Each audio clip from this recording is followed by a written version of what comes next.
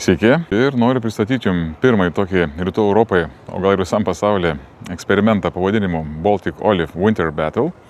Tai turėsim apie 15 dalyvių, mūsų mylimų alyvmedžių, ir jo šiek tiek pakankinsim mokslo ir visuomenės labui ir sieksim atsakyti į rūpimą klausimą, kokios tos idealios sąlygos alyvmedžių peržymavimui. Tai visi jie turės vardus ir be mūsų mylimų Jonuko ir Janinos tikrai bus Latvis Janis, Jose iš Ispanijos, Giovanni iš Italijos ir daugelis kitų. Tai visus juos patalpinsim skirtingomis sąlygomis ir skirtingose vietose. Tai kaip pavyzdys, turim šiltnamį, įstiklintą terasą ir nešildomą, garažas taipogi nešildomas. Toliau tikrai pasodinsiu vieną miške, kažkur užuovėjai, prie pat namo, kažkokią apdangalų turbūt apdengsim.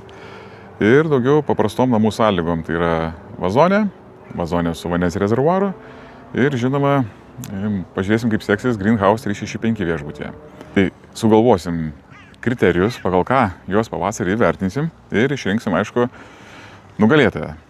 Tai dar norėčiau paprašyti jūsų, kad parašytumėt komentarę arba man asmeniškai, kur dar norėtumėt, kad išbandyčiau tą peržymimą.